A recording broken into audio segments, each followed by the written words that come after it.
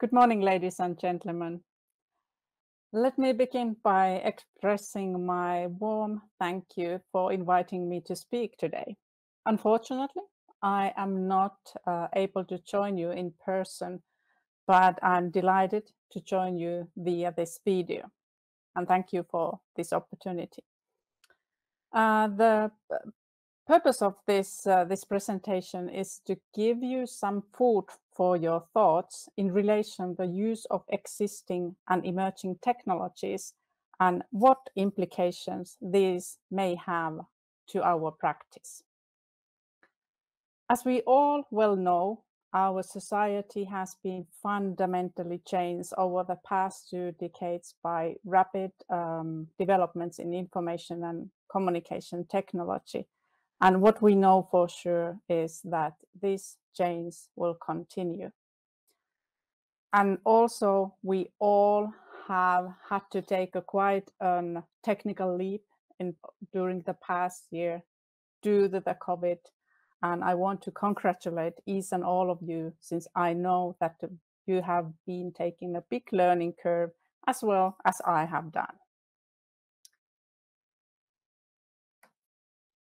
Well, the increasing use of information and communication technology, this is placing, and it has been placing, a lot of new demands for all of us, for all age people. It doesn't matter if you're young, if you are in working life, if you are a study counselor, if you are a teacher. We all have had to learn and will have to learn and live with the changes that technology bring in our life.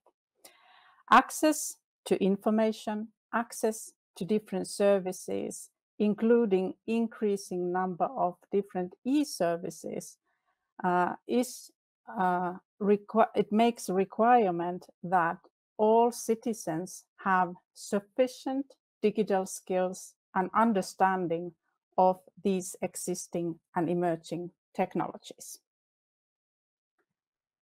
As technology has evolved, so has our profession. If you think your own profession, if you are a teacher or career practitioner or leader in your sector, probably in very early phases, what we were expected was that we have a strong expert in content. Well, once the information moved in databases, it became more available on internet and people had a better access to it.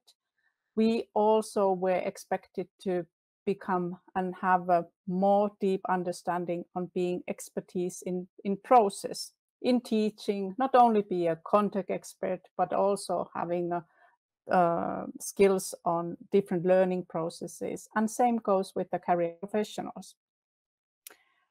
Today, and especially with the emergence of social media, we are also now expected to have a good skills and expertise in managing different social spaces.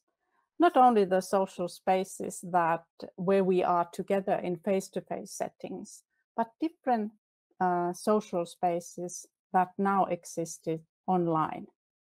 It can be a learning environment, it can be a social media setting. Many of us are learning, are teaching, are doing a professional work in online communities. And we also are involved in many professional communities. And so these skills are in a way new. And technologies that emerge on these ways of using technology are new and emerging. If we look how technology is currently being used in education and in career settings, I have recognized and learned through the research that there are 5 general approaches that we as a professional take. There is a passive approach, which of course due to the COVID has more or less diminished or disappeared, since all of us had to find new ways. But still, there might be some areas where technology is not so well developed that it serves those individuals who we would like to use the technology with. So then it might be that we have a little bit passive approach with using technology. The most common way of using technology is information approach. Then we have a communication approach, collaborative approach, and co-constructive approach. And I will say a few words about all of this. The most typical and in a way also the most limited way how we use technology is to deliver information. So you might be in a position where you create information, you make a website or you create a learning material. But then on the other hand, citizens or students, those are the ones who use it for finding information. And for all of us, proficiency on seeking, choosing, and evaluating the varying types of online content and services is a crucial and critical skill. Media literature skill, how do we understand the messages that come to us from different medias? How do we evaluate them?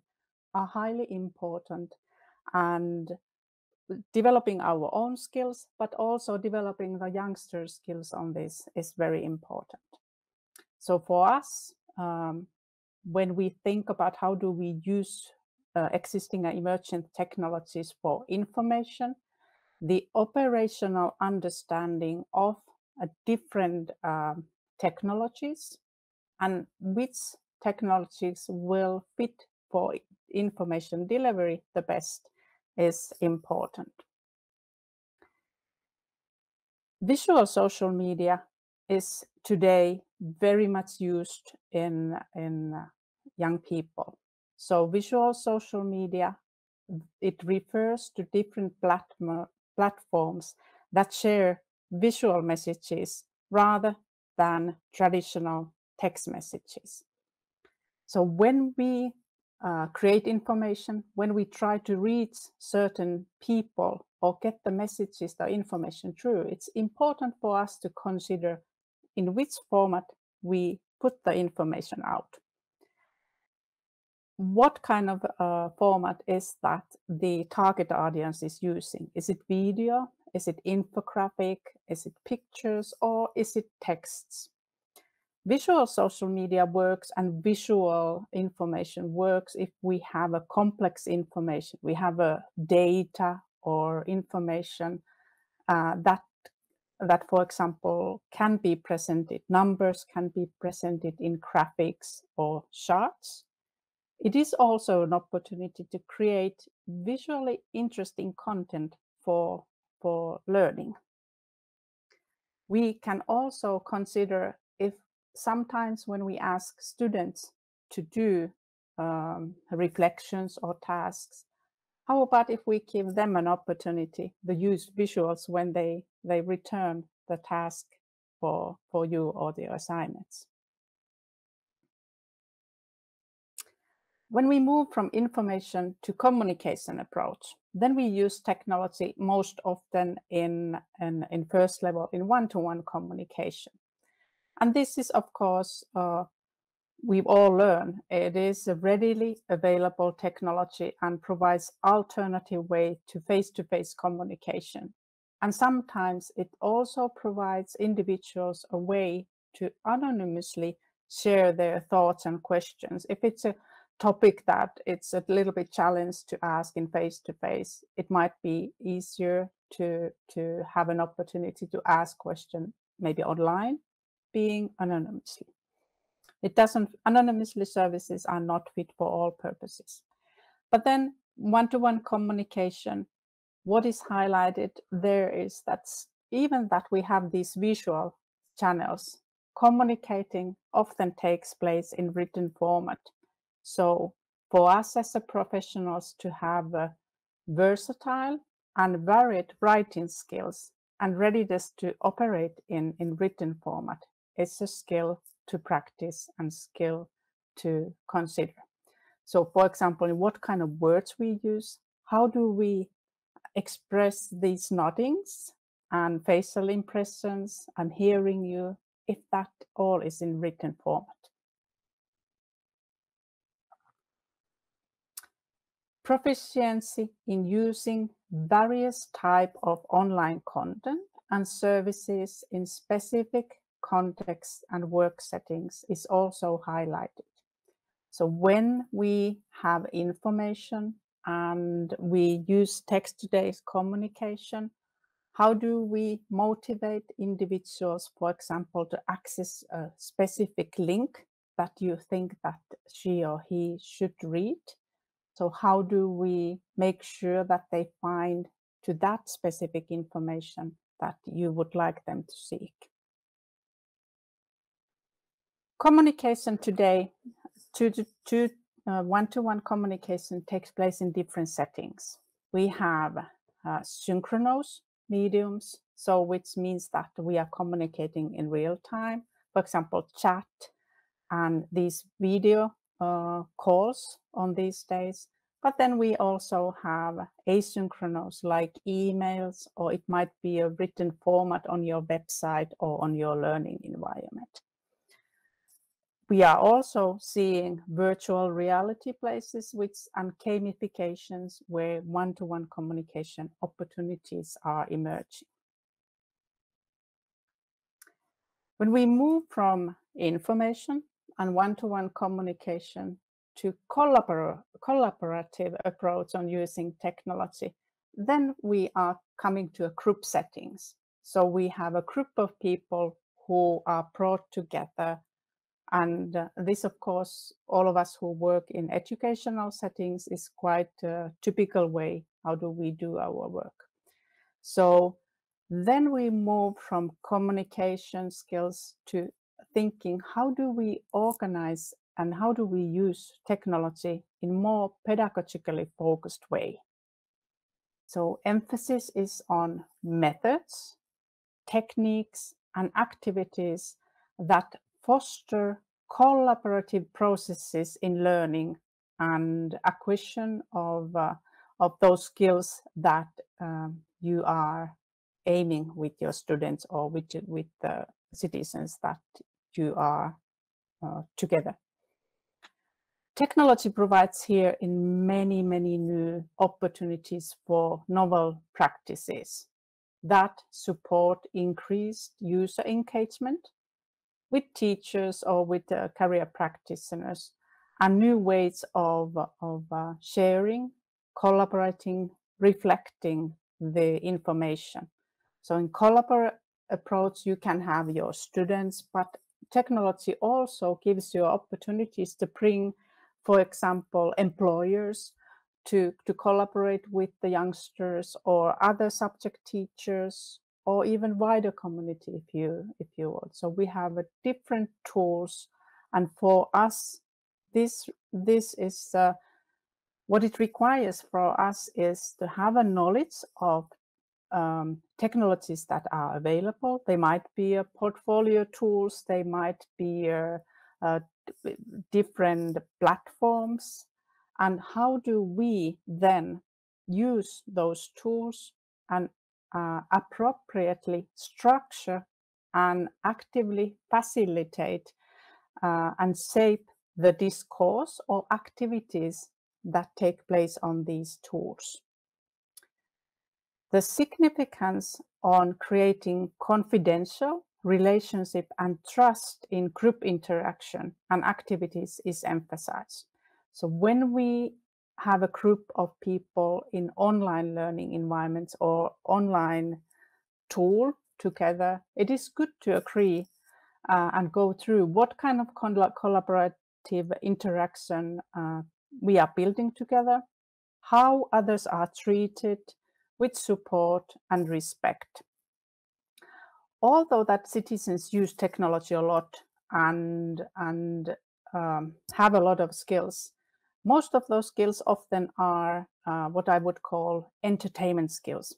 You don't have to teach young people to look at videos, but when we start working in collaborative settings, then we have to help citizens also. What does it take? What does it mean when we communicate in group in online?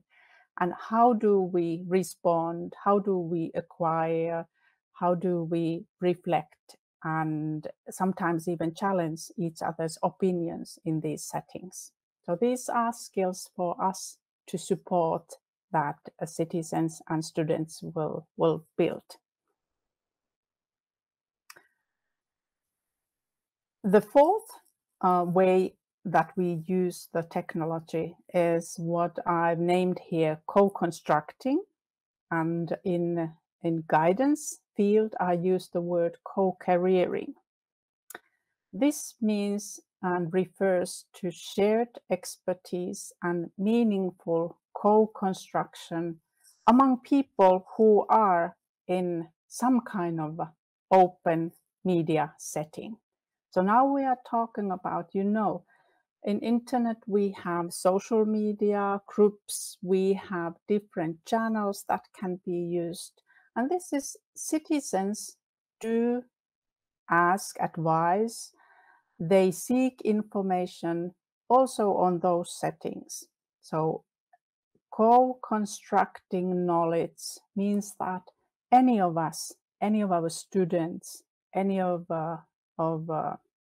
people who seek information about opportunities in working life, they might call internet some space to if anyone could support them.